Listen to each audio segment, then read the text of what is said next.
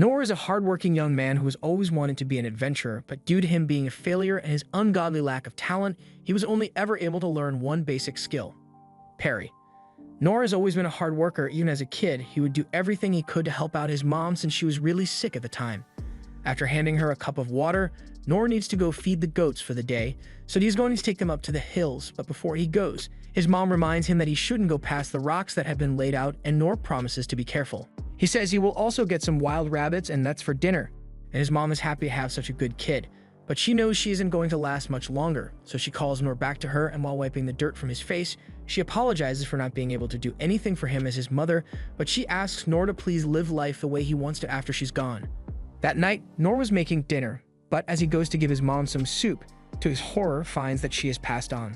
Noor is deeply saddened by this, but after burying her, he decides to fulfill his mother's final wish and live his life for her sake. Noor doesn't really have any big ambitions, but he works hard to keep up his daily routine. Although it has gotten a lot more lonely in the house. Late at night, Noor is searching the top of his shelf when he accidentally falls over and grabs an old book. This is the same one his father used to read to him back when he was alive, about an adventurer and his many outstanding adventures across the lands.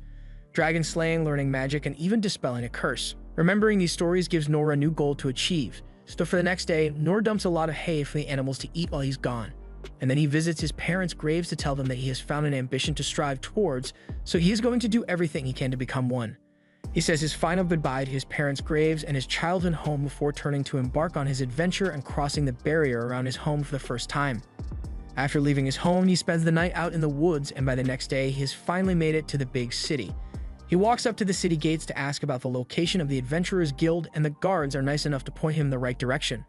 Noor walks through the gates and is amazed by the sight he sees before him. This is more people than he has ever seen in his entire life, and they are all living in the same place. While walking through the streets, Noor bumps into an adventurer, and his eyes instantly light up even more as he remembers why he came here to begin with. Noor eventually arrives at the Adventurers Guild, and he is ready to make his dream come true. But the only thing standing in his way is the buff receptionist, who tells him that he is too young to become an adventurer and should just head home before his parents get worried. However, seeing as both of Noor's parents are 6 feet under, becoming an adventurer is the only thing Noor can aspire to do. The receptionist now understands Noor's situation a bit better, so he goes up to him and says Noor can become an adventurer. Most new adventurers aren't as young as him, but if he really wants to do it, he's not going to stop him. However, the receptionist has one condition. Noor must first go to a training school so that he can acquire some useful skills. It doesn't matter if it's swordsmanship, magic, or archery. Noor just needs to learn a useful skill. Noor is happy that he is being given a chance, so he immediately heads over to the training school to begin learning. As he arrives at the gate, he decides that he will learn swordsmanship, since the story from his adventurer book said the adventurer used a sword to slay a dragon in a single swing. Noor begins his training arc, but as he is practicing, a random background character unlocks his hidden potential. Noor sees this and is just motivated to work even harder, but by the time a few months have passed, all the other background characters have unlocked their abilities, and Noor is the only one who can't get anything special to happen. Eventually, the instructor tells Noor that he should stop, but Noor pleads with him for a little more time to practice. However, the instructor tells him that no amount of time is going to get him a sword skill. It has been months of training, and while it's unfortunate, if Noor hasn't gotten a skill by now, then he will likely never get one, so he should stop wasting his time. The only thing he has managed to learn this entire time is how to parry attacks, so the instructor advised Noor to choose a different profession since his talent may lie elsewhere. Noor is disappointed that he can't become a swordsman, but he takes his instructor's advice and goes to a different training school to learn how to become a warrior. But after several months of grueling training, all Noor has been able to accomplish is achieving a slightly better physique than before. The instructor can't let him continue training any further in this profession, otherwise it could become dangerous to his health.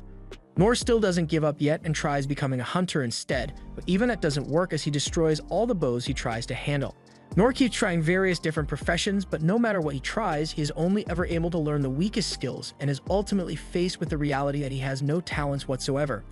He returns to the Adventurers Guild to tell the receptionist what happened and the fact that Noor spent 3 months at every training school in the city, yet didn't manage to learn a single profession sounds impossible to him. However, while he feels bad for Noor, he can't let Noor become an adventurer when he doesn't have the skills necessary to survive as one. Noor returns home, having failed to achieve what he set out to do, but even though he knows that he has no talent for adventuring, he is still determined to overcome that by training even harder than before. He carves a practice sword out of wood so that he can begin his new training routine, and while he didn't manage to learn anything professions, he did learn a sword skill at the beginning, so he's going to keep training that skill in hopes that he may eventually unlock a new skill. He vows to train every morning, afternoon, and night, but even after a full year of training, Nor still hasn't managed to acquire a new skill yet. However, he is now able to parry 10 attacks at a time, so he knows he is at least improving a little. 3 years later, Nor's training has improved his parry skill to the point where he can now parry over 100 swords at once, yet he still hasn't gotten any new skills. So he continues training day and night until his sword ends up shattering in his hands. After 10 more years of this training routine, Nor's parry skill has developed to the point that he is now capable of the Mikiri parry and can parry an entire forest with one arm. But even with his godly parry skills, he still hasn't been able to acquire any new skills. At this point, he realizes that no amount of training is going to unlock a new skill for him. So Nor decides to give it one last try and head to the Adventurers Guild to see if he meets their requirements now. But as he gets there and writes down his skills, aside from parry, everything else is pretty much useless. She asks him if these are really all the skills he has, and Nor answers yes. So the receptionist suggests that Nor take a look at the training program so he can get some more useful skills. But Nor tells her that he has already gone to every training school in the city, and he hasn't been able to gain any useful skills in spite of it.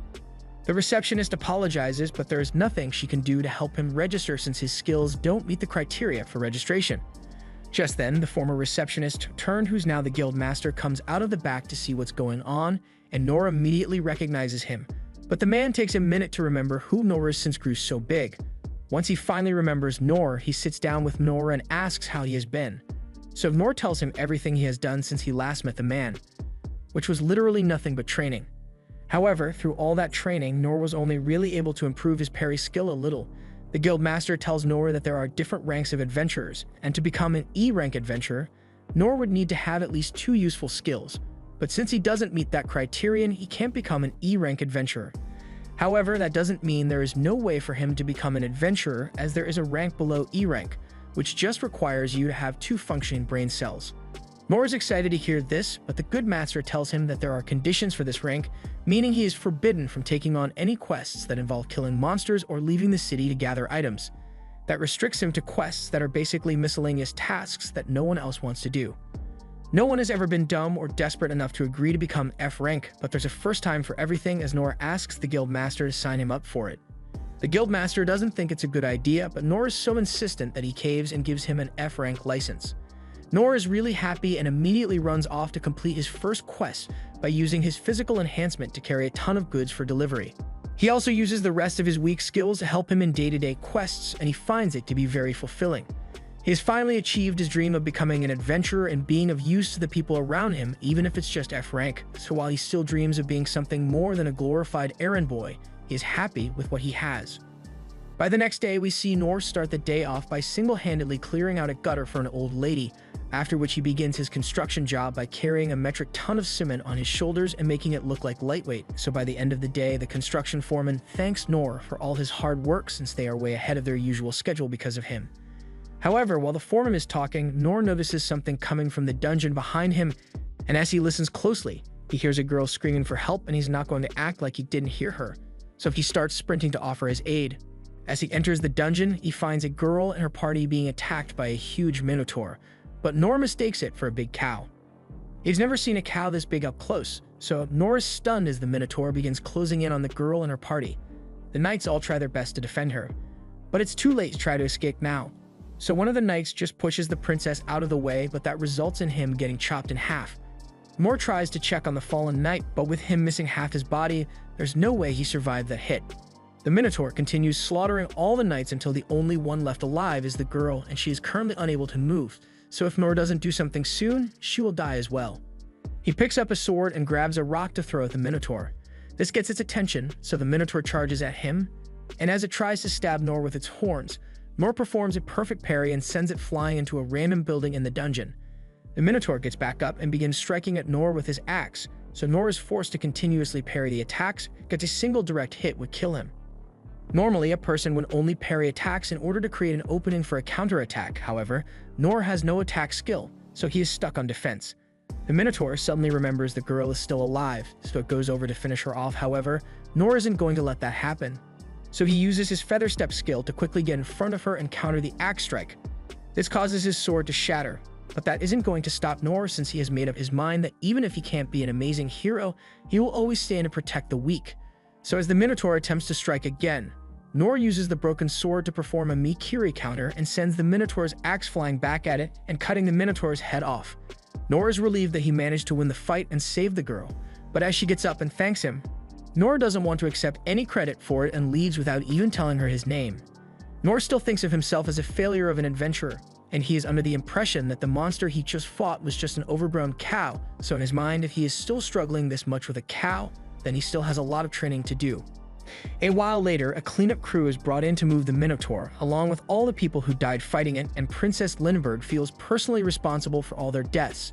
Just then, her knight Inz rushes up to her and apologizes for not accompanying her when she came out to the dungeon since it is her job to protect Lyn, but Lyn tells her it's not her fault. This was just meant to be a basic trial for the right to succeed the throne, so it wouldn't have made sense to force her knight to accompany her. Just then, another knight tells Lyn that they need to return to the castle soon since Lord Rain wants to have a word with her, and she already knows what this is going to be about. Back at the castle, Lord Rain has just finished speaking with Lyn to understand what happened to her, but none of it makes sense to him. The only way a Minotaur could have ended up in that area of the dungeon was if it was magically summoned by someone, and the knight agrees with that assumption. He believes that the cause of the incident has something to do with a merchant who was found dead at the scene with a ring, and upon inspection, it was discovered that the magic stone of the ring has an unusually high level of purity, and that's not something that can be sold on the market normally. A Minotaur is a threat A-level demon, so no random rich guy could buy something that could control one, and the crest on the ring indicates that it originated from the magical empire of Doritos, so Rain believes they were behind this since they've always had beef with him. But even then, the fact that they blatantly attempted to assassinate Lyn and didn't even bother to get rid of the evidence, it must mean they are trying to bait Rain into starting a war, also they can gain control of the dungeon. That aside, Rain also has to think about the guy who saved Lyn, since according to the reports, he was able to defeat the Minotaur in seconds with nothing but a broken sword, and on top of that, the castle spies tried to follow him as he was leaving, but he literally vanished before their eyes. Rain can't believe what he's hearing, so he is really interested in figuring out who this mysterious warrior is. Meanwhile, Nor has just returned to the guild, and the guild master is surprised that he is still alive. He heard about a demon appearing in the dungeon, and it was right next to the construction site Nor was working on, so he thought Nor might have gotten himself killed. Nor apologizes for worrying him and explains that he was being followed by some shady people last night, so he had to shake them off and went home without reporting what happened. The guildmaster says Nor is lucky to be alive since a Minotaur is a demon that is so strong that even an A-rank adventurer would instantly die if they had to face it. Nor still doesn't realize that the guildmaster is talking about the same cow he killed, so he asks what happened to this demon, and the guildmaster tells him it was taken out by some mysterious man. Nor remains oblivious to the fact that he is the mysterious man in question, so he just carries in with a report for the jobs he completed today. The guildmaster gives him his payment, but he reminds Nor that he is better off just getting a regular job since he would get paid more that way, but Nor doesn't care how much money he makes as long as he gets to be an adventurer. Just then, Lyn shows up behind Nor and says she is glad she finally found him. She apologizes for invading his privacy, but she really wanted to meet him again, so she used her long-distance detection skill to find him. Nor assumes she must be a thief-class adventurer if she has a detection skill, but Lyn says she's actually a magician. She just has skills in all the different classes, even if they are only basic. The guildmaster and the other patrons are starting to recognize Lyn, so she asks if she and Nor can talk outside, but before he does, the guildmaster grabs Nor and asks him what he did for Lyn to be talking to him. Nor says he hasn't done anything illegal, meaning he shouldn't be in trouble or anything, so the guildmaster tells him to go with Lyn and to make sure he doesn't do anything dumb. Outside, Lyn conceals herself and Nor with one of her skills so no one can see them, and once they are finally in a secluded spot, Lyn apologizes once more for barging in on Nor when a man with his power would probably be pretty busy. Nor says it's fine, so Lyn begins by thanking him once more for what he did because not only did he save her life, but he also saved the lives of countless people in the nation. Nor doesn't think he deserves sick high praise since all he did was take down a cow. In fact, he is pretty sure Lyn could have handled it by herself if he hadn't shown up.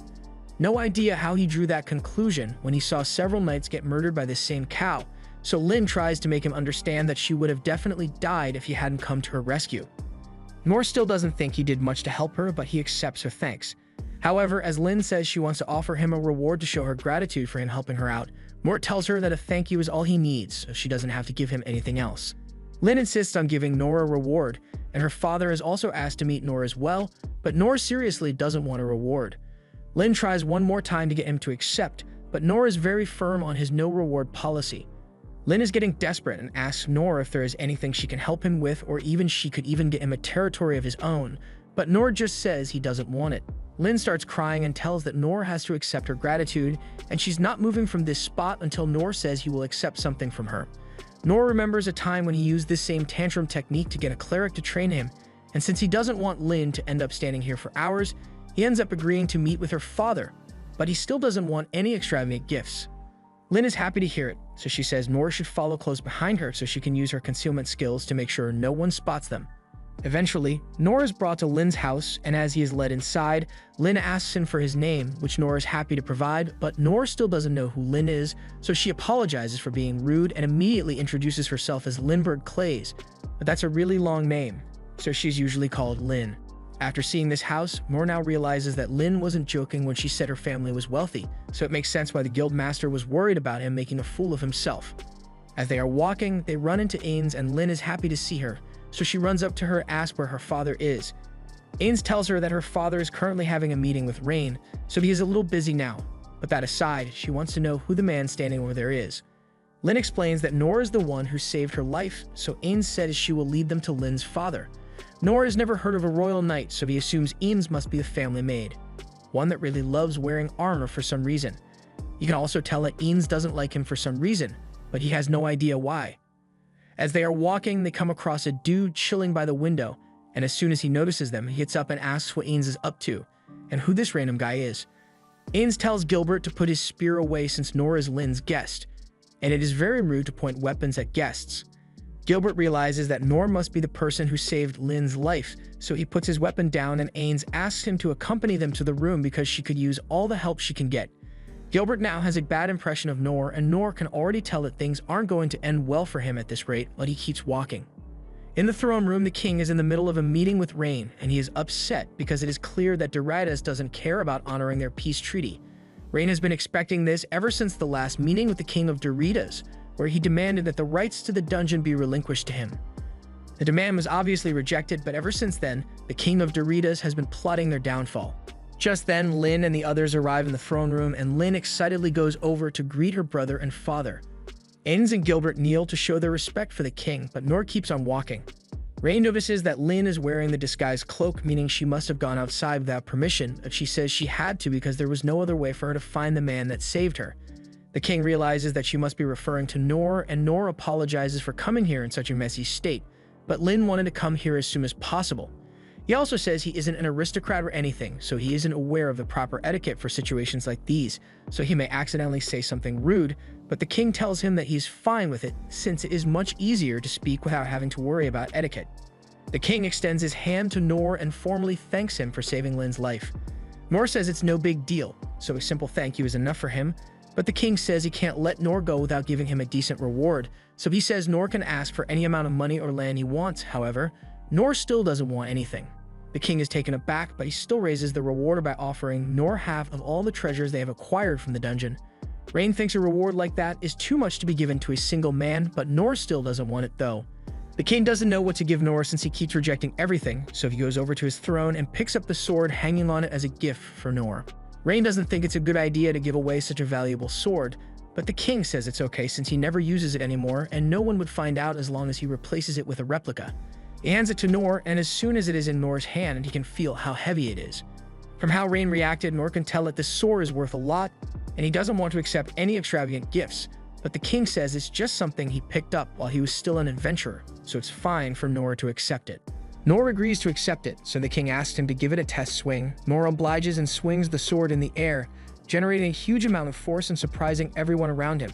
The king praises Nora for being able to swing the sword with one hand, but he also has a request to make. He wants Nora to help train Lin on how to be an adventurer, but Nora says there's nothing he could possibly teach someone as talented as Lin, and besides, Nora thinks Lin should be the one to decide something like this for herself. After that, Nora thinks he should probably start heading home, and as he is leaving, he realizes something special about his sword. It is the perfect shape to fit inside the gutters that he usually cleans, so he is going to try it out tomorrow morning. Before he leaves, he's approached by Ains, and she says she wants to talk with him. First, she apologizes for her rude behavior earlier, as it was completely uncalled for, but Noor says he doesn't mind at all. Her job is to protect the Clay's family at any cost, so she is deeply grateful to Noor for saving the life of Lin, and to express her gratitude, she promises to assist Noor if he ever needs help. Noor doesn't want to go back and forth with her about this, so he just accepts her offer and says he will ask her if he ever needs anything. That aside, Inz also warns Noor that he is never allowed to speak to the king so casually again, because even if the king allowed it for now, she will not let such disrespect slide next time. Noor says he understands, so Inz is in a good mood and asks him for his name, and upon hearing that his name is Noor, she seems oddly shocked. Noor asks if he did something wrong again, but Inz says it's nothing and takes her leave. Noor is about to leave as well, but he is stopped by Gilbert, who wants to challenge him to a fight. Rick follows him, but he is exhausted from all the running around today and just wants to head home, so he asks Gilbert what they are supposed to be doing. Just then, Noor realizes that they've arrived at the castle's training room, and Gilbert tells him that he wants to have a mock battle with Noor. Noor hasn't gotten to practice with another person since his days back in the training schools, so he's actually pretty enthusiastic about this. Gilbert walks up to the weapons rack and tells Noor that he's pretty well known in the royal capital, so he wants to see what the hero who saved Lin is capable of in battle. And Noor is happy to accept since he sees it as a great chance to improve his skills. He personally doesn't think he will be able to beat Gilbert, but it's a good opportunity nonetheless, so Noor wants to make the most of it. A small crowd is gathered around them, and they feel sorry for the poor soul who chose to go up against Captain Gilbert. But as the match begins, Gilbert makes the first move, and this poor soul easily dodges it. Gilbert continues to attack, and while Noor is dodging his attacks, he remarks that Gilbert's moves are incredibly precise. He can only imagine the amount of training Gilbert had to do to get himself to this level. There's one thing he can't understand. If Gilbert is such a skilled adventurer, then why are his attacks so slow? Noor has never practiced with another person before, so he assumes that Gilbert must be moving slow intentionally since Noor is a novice adventurer. Noor calls for a timeout and tells Gilbert that he doesn't have to go easy on him that much. And while Gilbert was indeed holding back a little, he agrees to take things up a notch, so he charges at Noor with full force. His attacks are much faster now, but Noor still finds it odd that Gilbert is leaving himself wide open for a counterattack. Noor thinks there's no way Gilbert can possibly be this defenseless against him, so he assumes that Gilbert must be luring him in for a trap. Meanwhile, Gilbert doesn't understand why he can't land a single hit on Noor with his spear, so he tries using one of his signature moves on Noor, but while Noor is surprised, he simply jumps into the air to evade it, and when Gilbert tries to strike him mid-air, he just sucks underneath the attack. None of these attacks have made Noor so much as break a sweat, so he tells Gilbert that it's fine if he speeds up even more since he's been going way too slow. Gilbert's pride is wounded by that statement, and Noor is finally starting to realize that all this solo training might have actually made him strong, but all of a sudden, Gilbert uses his ultimate skill in an attempt to at least land one hit on Noor. But once the dust has settled, Noor has vanished and appears by Gilbert's side, and to Gilbert's surprise, Noor says he gives up. After that, Noor heads home for the day, and he's glad he made it out of there before things hit bad. But back at the training hall, Gilbert's subordinates are busy trying to come up with reasons why Gilbert is definitely still stronger than Noor, even though his ultimate move didn't work. But deep down, Gilbert knows that he lost in every way imaginable. He had had a talent for the spear ever since the first day he picked one up, so there was no one who could stand up to his power. The more he trained, the more powerful his techniques got, and the more strength he gained. But through it all, he felt nothing but boredom since he never found a worthy opponent for himself. He went around the kingdom in search of strong opponents, but after he has already defeated every warrior in this particular village, the village chief apologizes and says there was no one here to match his strength. The chief goes on to tell him that there are rumors going around about the relations between the kingdom and a foreign country collapsing, so they are calling for strong troops to prepare for the likelihood of war. So if Gilbert is lucky, he might end up meeting someone who can give him the challenge that he has been so desperately looking for. Well, Gilbert returned to the capital, and no single troop member was capable of standing up to him, and demon slaying was no longer a fun endeavor for him either, no matter how big the demon was. He was sick of being surrounded by weaklings. One day, while he was relaxing under a tree, his instructor walks up to him and asks why he looks so glum when he has just been crowned the Spear Sovereign. Even with a fancy title, Gilbert is still as bored as ever since he's surrounded by total weaklings. His instructor brings out that Inz is a strong person, and while Gilbert agrees that she is strong, it's more of a different kind of strength. So whenever they have mock battles, Gilbert always ends up being the definitive victor. He thinks things would be a lot more interesting if there were more competent people around like his instructor. And he knows his instructor must be bored as well, especially since he has to train a bunch of rookie adventurers who don't even measure up to the power in his pinky finger. The instructor admits that it is a bit boring, but he is tasked with defending the kingdom, and no matter how strong he is, he can't win an entire war by himself. Besides, he's sure that someday an adventurer will show up that surpasses him in strength. When Gilbert heard about a man who managed to defeat a minotaur by himself, he wanted to meet him personally, but Nor makes no sense at all. He showed no interest in the most lavish gifts the king had to offer, and he was so casual with the king that Gilbert had to respect him for it. While fighting Nor, Gilbert couldn't sense the power necessary to defeat a minotaur, but that doesn't change the fact that Nor was able to dodge all of his moves. Even when he busted out his supersonic spear strike, it still did nothing against Nor, while it would have been a guaranteed death sentence to any other person. On top of that, Nor forfeited the match out of nowhere. Gilbert assumes Nor did it out of courtesy since he didn't want to embarrass him in front of his subordinates. As Nor was leaving, Gilbert noticed a bunch of cracks in the floor, and he has no idea how they got here or what Nor did to cause them. But what he does know is that Nor was able to dodge his ultimate attack while he was at full power, so he has finally found truly worth opponent he has been searching for. As Nor walks home, he thinks about how foolish he was to think that he was strong. When Gilbert used his ultimate attack, even after Nor used his physical enhancement and feather step abilities, he was only able to barely evade the strike, and Gilbert must have been holding back just enough to prove a point since there's no way he would actually use a lethal move in a mock battle. He feels thankful to Gilbert for reminding him that he is still weak, so he is going to train even harder from now on. The next morning, Nor is busy with his usual gutter cleaning job, and he is using the legendary sword to do it. He is shocked at how well the sword works for this, since the gutters have never been so clean before, and thanks to the sword's durability, it hasn't gotten even slightly scratched after all Nor has done with it. However, once he's done with his gutter cleaning, he is left with nothing to do since his construction job got put on hold because of the incident in the dungeon. Since he is only allowed to accept F-rank jobs, if work in the royal capital ever dries up, there may be entire days that he will have nothing to do, and Nor doesn't want that to happen since his goal is to be useful to people. He considers starting a boat ride business and using the sword as an oar, but then he realizes that he would have to own a boat for that. He considers making pizzas, but then he would need an oven. He finally considers making a grill out of his sword, but that won't work either since he can only make a flame with his fingertips. Just then, Nor hears some rustling in the bushes, so he turns around and finds Lin standing there. She apologizes for showing up like this, but she couldn't find him at the guild, so she asked the guild master where Nor would be. Nor understands, but he didn't tell the guild master his exact location, so Lin must have used her tracking abilities to find him. Nor asks why Lin is here, so she gets straight to the point and tells Nor that she has a special request to ask of him. She wants Nor to accept her as his page, but Nor has never even heard of a page before, so Lin explains that it is an unpaid assistant who takes care of all of Nor's daily necessities in hopes of gaining some useful knowledge from him. She is fine with just being allowed to hang around Nor, and she promises that she won't cause him any trouble. But Nor still refuses. She asks if she has done something to offend Nor or if he thinks she is unreliable, but Nor tells her that's not the case.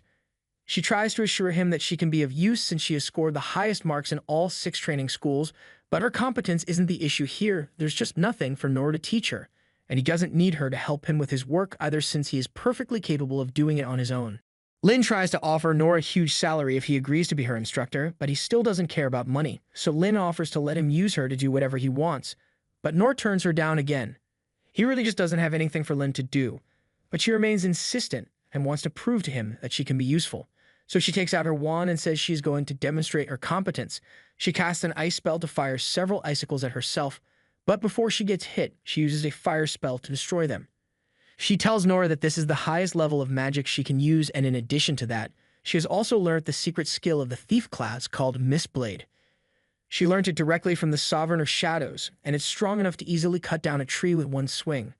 Next up, she wants to show Nor her sword skill, so she sends a divine slash straight towards Nor, but he effortlessly evades. The damage that is done to the tree is proof of how powerful the move is, and it's even got bonus damage when used against undead monsters. She's about to show him more of her skills, but Nor tells her that he has seen enough. Lin thinks this means he is willing to accept her as his page, but Nor still denies her request. Nor realizes Lin must think he is someone who is worth studying under, but after seeing everything she is capable of doing, Nor honestly feels inferior compared to her. He tries telling her once more that there's nothing he can teach her. But Lin takes that to mean that Nor thinks she is too weak to become his student.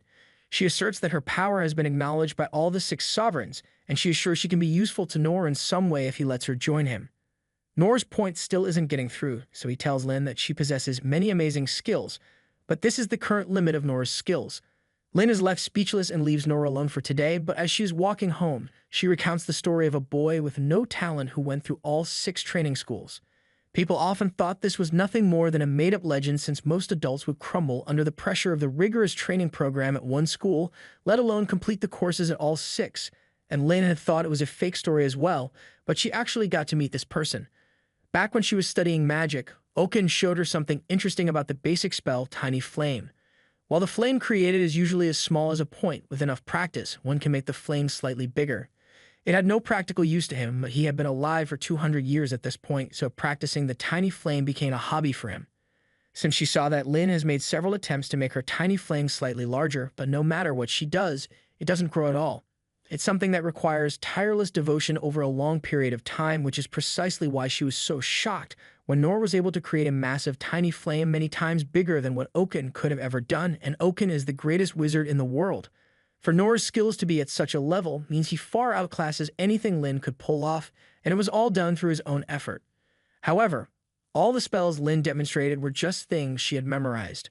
Nora had the power to defeat a Minotaur, yet he still lives a regular life without bragging or showboating, so Lin believes Nora is not only strong in body but also in mind. In the near future, she will be in a position to lead this kingdom alongside her brother and father, and the rule of the Clays family is that those with royal blood must be strong, so she wants to learn how to attain strength like Nora's. So if Nora doesn't want to be her instructor, then she's just going to have to stalk him as much necessary until he agrees to train her. This was the end of episode 3. Subscribe to not miss the next part.